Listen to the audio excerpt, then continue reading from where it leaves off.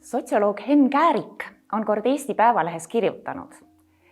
Esindusdemokraatias on rahvas küll võimu kandja, ent kahjuks ainult teoreetiliselt.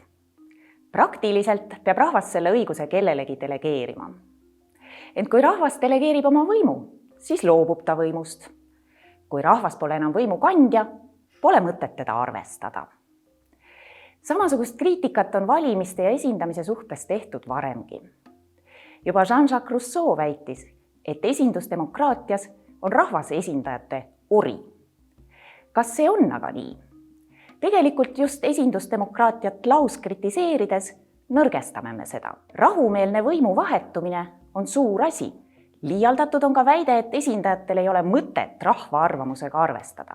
Vabad valimised on esindusdemokraatia alusvundament.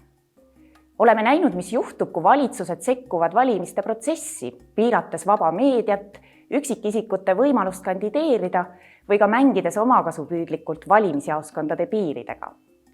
Sellistes riikides ei õnnestu valijatel enam oma valitsejaid välja vahetada. Niisamuti on hästi oluline, et valijad tunnetaksid oma kohustust esindajate tegevust jälgida. Tasub vaadata, kuidas võimuparteid on oma lubadusi realiseerinud või kui sisukaid alternatiive on pakkunud opositsioonierakonnad. Oma esindajatelt võiksime oodata väärikat käitumist, õigusriikluse põhimõtte austamist ning oma visioonide ja otsuste avalikku mõistuspärast põhjendamist. Need on kõrged nõuded, ent ka ilma ei saa, sest neid esitamata anname ise vabatahtlikult meile kuuluva võimu ära. Esindusdemokraatia tähendabki võimust loobumist vaid juhul, kui kodanikkond ei suuda mõista vabade valimiste tähtsust ning loobub kontrollimast oma esindajaid. Mitte esindusdemokraatia ei orjasta kodanikke, vaid kodanikud ise võivad end orjaks anda. Esindusdemokraatia tugevuse pandiks on toimiv, vaba meedia ja elav ühiskondlik arutelu.